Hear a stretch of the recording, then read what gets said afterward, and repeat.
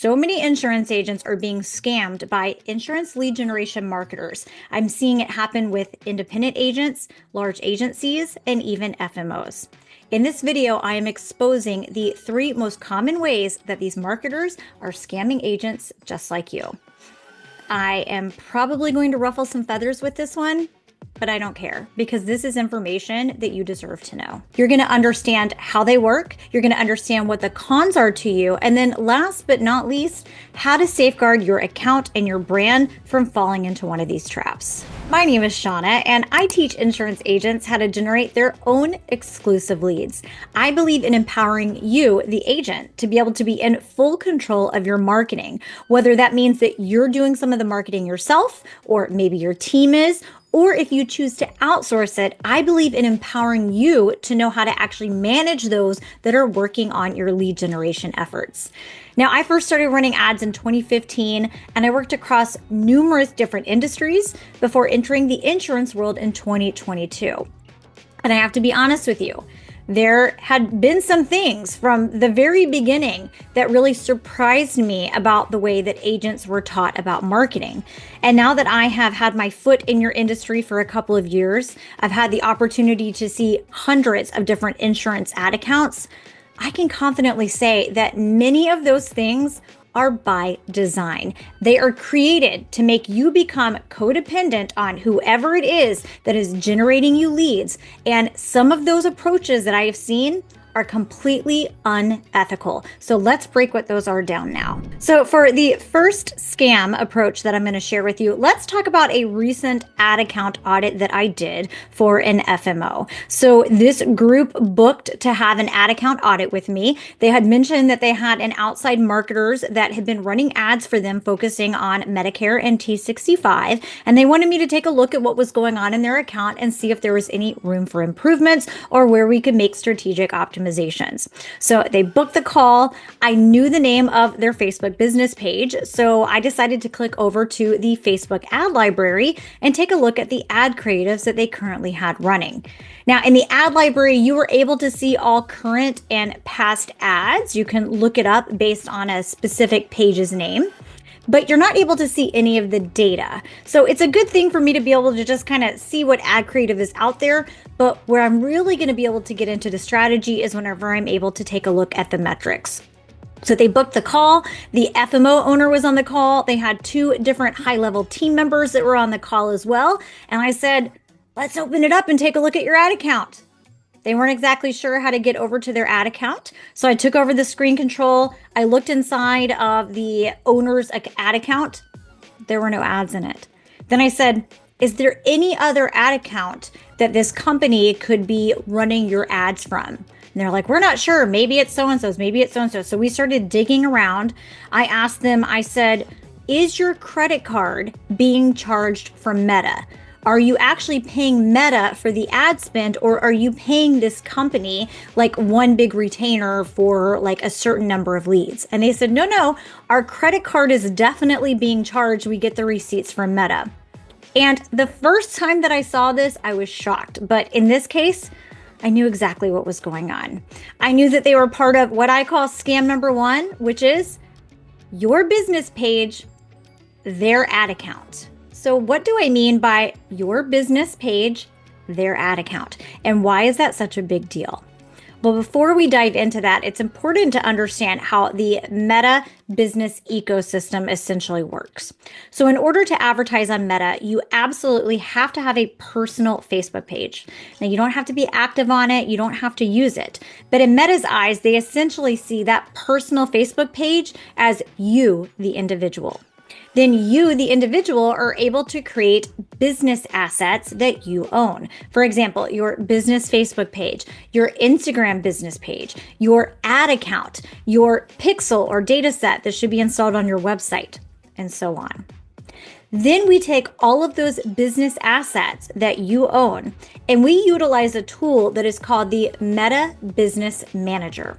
Now, the way that I like to look at the Meta Business Manager is it's kind of like a house, and then it's got multiple different rooms. So we're going to move in the business Facebook page. We're going to move in the Instagram business page. We're going to add your ad account. We're going to create your pixel in there, and then we're going to connect them all together. And Meta understands that me, the person, Shauna, I own the house of Social Waves Media and all of the assets that are inside. And when your account is set up properly like that, you're able to invite other individuals or other business managers, just like me. You're able to invite them into your house and give them a key to what assets you would like for them to work on. So if I'm going to be working on your ad account, in my experience, the ethical thing to do would be for me to request partner access. So I would be invited in essentially to your house, and then you would give me access to all of your assets. Then if our business partnership ended or we no longer were working together, we could part ways and you still owned all of your assets. Now, once you have someone that has access inside of your house and you said, here's the key to my Facebook business page, they can technically match that with anything that is already inside of their house. So let me give you a very ethical example for that. So let's say I am a well-known influencer in the cat space, and everyone knows Shauna. She's the cat lady. And then let's say Temptations comes to me and says, Shauna, we want to work a deal out where we use your audience. So we run it from the Shauna business page and we promote Temptations. Can we do that? And I say yes. And we work out a contract. Then what would happen is I would give them access to my Facebook business page, which would then allow them to pair it with their ad account. So now Temptations is running ads from their ad account, but they're utilizing my business Facebook page. Once our contract ends, I have full access to my business Facebook page, they have their ad account, and we go on our merry way. So that's an ethical example of how you could utilize mixing up assets. But in this case, in my opinion, it's not ethical. So in this case, it was the FMOs branded agency name business Facebook page that ads were being ran on, but with an ad account that the marketers owned. Now, the marketers had set up the Facebook ad account using the FMO's credit card, so they were being charged. But what that means is once that relationship dissolves, which it did very quickly after this ad audit, once it dissolves, this marketer takes that very seasoned ad account. They have access to all the metrics, all the data, all the testing, and also the seasoning that the ad account has done to get in front of Medicare and T65. They take all of that with them and leave the FMO and their business Facebook page basically in the same state that it started. So in my opinion, it's very unethical for two big reasons. One, it wasn't disclosed what the relationship was going to look like. The FMO thought that everything was being done ethically, and they didn't even know to ask questions about how the ad account was being set up. And number two, it is a very purposeful approach that is very advantageous to the marketer. Now, in this example, the marketers were using the FMO's credit card. So they were being charged for the Meta ad spend. And then in addition to that, they were paying a monthly retainer for this group to be managing their ads. Something else that I have seen when it comes to your business Facebook page with their ad account is sometimes it will just be their credit card on the ad account. And then they will send you an invoice. Maybe it will just be one set amount for the monthly retainer, or perhaps they'll itemize it where they'll say, here's your ad spend, and then here's our retainer fee. But irregardless, the cons stay the same. So let's break down what the cons are of this scammy approach. No ad account access. You're not able to see what's actually going on with the ads. You cannot view the metrics. So that means that you're trusting a third party with exactly what they say, and you're never able to see it with your own eyes. Now, this is a big one. You cannot view the ad creatives. The messaging that is converting your leads is one of the most important things that you need to see and be aware of, because that message directly affects the type of leads that you're going to be attracting and converting. Compliancy. You do not know if they are running the ads to be compliant or not. And here's the deal. When your name is attached to the Facebook page or the ad account that is running ads, if they are not compliant, and I'm not just meaning with CMS, I'm talking about with Meta's new special ad category rules. If you are not compliant, then Facebook could very easily ban you and everyone else in the account from ever advertising again. I've talked about it in a past video. I'm working with a group right now that is dealing with this. The entire group got banned because a marketer made a bad decision and they were connected to that page. And last but definitely not least, you do not own the data. The entire purpose of running Facebook ads is to be able to slowly increase and improve and increase the quality of leads while decreasing the cost of leads and so on. And that happens from a very seasoned ad account with very strategic decisions that are being made. And when these marketers leave and that relationship ends, they run off with all the data. Are you enjoying this video? I am truly passionate about creating content that will help you grow your business. And if so, there's something you can do that will help support me. And that is hitting the subscribe button. It costs you nothing and it means the world to me. So if you're enjoying this video, consider hitting that subscribe button. All right, let's keep going. Let's talk about scam number 2. Dummy Facebook business page with generic ads. Now, what do I mean by a dummy Facebook business page? When I first saw this, it was when a large agency had booked an ad audit, and in their intake form, they had mentioned that they were spending between $25,000 to $30,000 a month on their ads. So I was super excited to dive in. I went straight to the Facebook ad library. I wanted to nosy around and see what their ad creatives looked like, and their page came up with nothing. The Facebook ad library said that there was no record of them ever running any Facebook ads. I made sure I got their Facebook business page correct. I looked at the creation date. It had been around a while. In fact, this group had wonderful reviews with Google, so I knew that they were legit. So I reached out to them and I asked, is this the right Facebook business page? And they said, yeah, it's the only Facebook business page that we have. And then I said, let me just make this clear. Do you have access to the ad account that all of the ad spend is coming from? I sent them instructions on how to look, and they said, yep, we have it.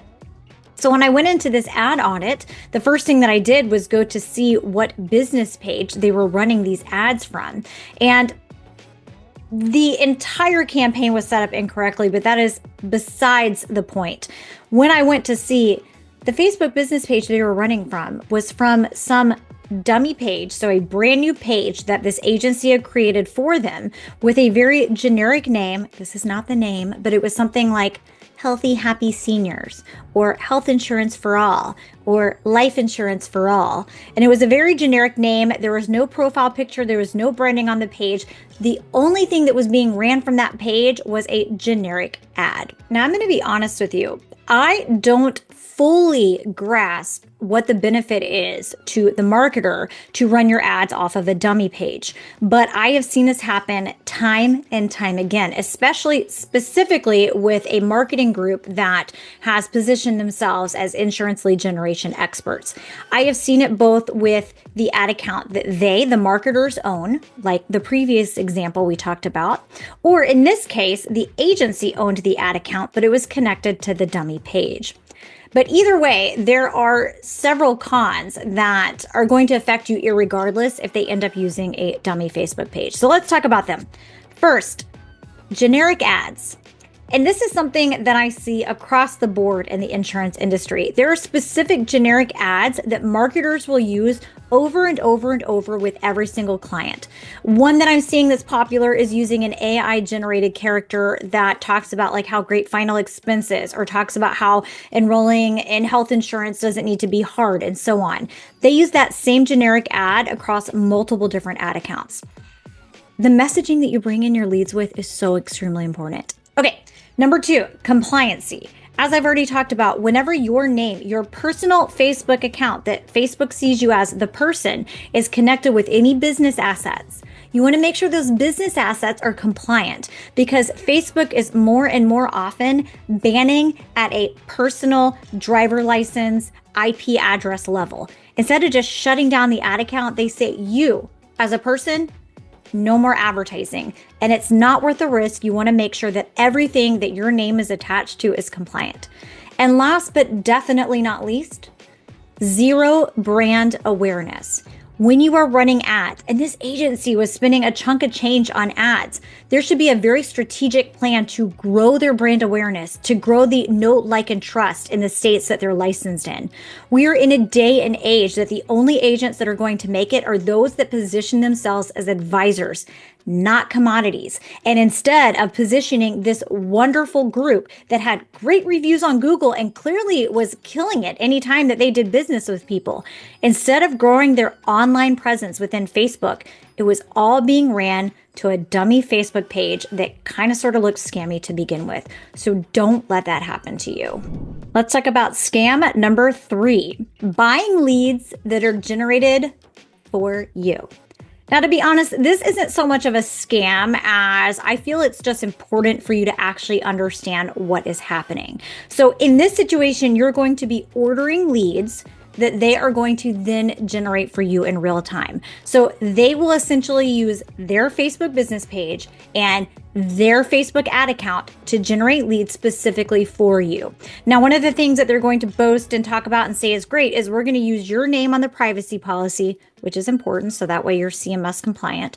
And we're also going to use your name on the thank you page and some of the other things that the new lead is going to see. So that way that they know that you are their agent. Now, what is essentially happening is they have multiple different Facebook pages, and they've got multiple different ad accounts that they are running ads for. They have one campaign or one ad set that is set up specifically for you. So I have a campaign that I'm generating T65 leads. Shauna came in, she purchased 50 leads from us. So now we're going to create one ad set that is specifically for Shauna. In the ad creative that the users see, the privacy policy is going to be switched out to say my name, that Shauna is allowed to contact you and that your information is going to Shauna. And then on the thank you page, after they sign up, it's going to say, thanks so much. Here's Shauna. She's your agent. She's going to be taking care of you. They generate your 50 leads. They hand them off to you, and then they switch out in that very same ad set. They're going to switch out who the name is that's on the privacy policy, who the name is that they're going to see on the thank you page. They're going to generate more leads and then give them to that agent that ordered them. So for them, they are going to build up very optimized accounts over time, which is something that anyone can do from running ads. So maybe when they first started doing this, they were selling T65 leads to you for $25. And maybe for the first month or 2 or 3, it did cost them anywhere from $15 to $30 for a lead. So it wasn't always super profitable. But I have no doubt in my experience that over time, as their account has gotten seasoned and optimized, and maybe they've switched out some of their generic ad messaging, that they are able to generate those T65 leads for $4 to $10. And now they're turning a profit. So it's not necessarily a scam, but it's important for you as the agent to understand what's happening and to understand what the cons are from buying into this type of setup. So let's talk about the cons of opting into this type of system. So first, you cannot view the ads. You don't know what the messaging is that is converting the lead. And as we've talked about, the actual messaging is going to greatly influence the type of person that's going to be attracted to completing that form. You don't own the data. That means that you are buying the leads, their account's getting stronger and more optimized while you're still at ground zero. There's zero brand awareness. When you're making an online presence, you want to take advantage of the opportunity to get your name and your brand awareness out there. And there's absolutely none of that is happening whenever you're buying the lead from them. And last but not least, it's a never-ending cycle. If you don't figure out how to actually fish for yourself, you're always going to be reliant on buying the fish from the market. So let's talk about what you can do to protect yourself from falling for any of these scams, or to at least make sure that your account is set up in an ethical manner that is going to benefit you in the long run. So first, let's talk about if you are wanting to outsource your ad management, you want someone else to take care of it, then there's 5 things that you need to implement. 1, you need to know that the back end of your ad account is set up properly. 2, you need to add them to your account as a partner. 3, you need to grant them access to the assets that are needed. 4, You should be involved and approve the ad creatives. This is probably one of the most important things, is that you understand what the ad messaging is and you make sure that it's something that's in line with you and your brand. And number 5, it's very important for you to understand how to view the results. In the back end of the ads manager, there are over 350 different metric points and data. There's literally only 14 that matter to you whenever you're generating leads. And there's 4 key point metrics that are going to let you know exactly where you need to make optimizations. So get familiar so that way you can at least have conversations with those that are managing your ads about different optimization things that you could start to implement. And if you're going to purchase leads from an online lead vendor, there are 3 different questions that you can ask. You can ask, where are they getting the leads from? Where are they generating them? Is it from social media, or are they generating them elsewhere? If it is on social media, what business page are they utilizing? What is the branding behind that business page? And 3, what is the ad message that is converting the leads? You want to make sure that the ad message that they're using is actually in line with you and your brand. Now, I want to make it clear, am I against ever purchasing from a lead vendor again? No, I am all for anything that is going to help propel your business forward and help it grow. What am I against is getting stuck in a never-ending cycle that makes your business become reliant on another business in order to grow and succeed. So while you are supplementing your business in whatever way is working for you, doesn't matter, whatever system it is, buying from leads, using a done-for-you system or so on, while that is going on, don't be so short-sighted. Also focus on different avenues that will allow you to grow your brand awareness and create a foundation for your business to last the long haul. So that way your never-ending flow of prospects is not dependent on someone else. If you have any questions, drop them below. And never forget, you are capable, you are able, and you are worthy of achieving anything that you want in this life. So take the next step and go get it. Thank you so much for making it all the way to the end. Now, since you're here, let me ask, is there a topic that you would like for me to talk about? If so, drop it in the comments. I will either try to answer your question or it will give me ideas about what type of content that you want to see more of. And hey, while you're here, if you're not already subscribed, hit that button. It means a lot to me. All right, I'll see you in the next video.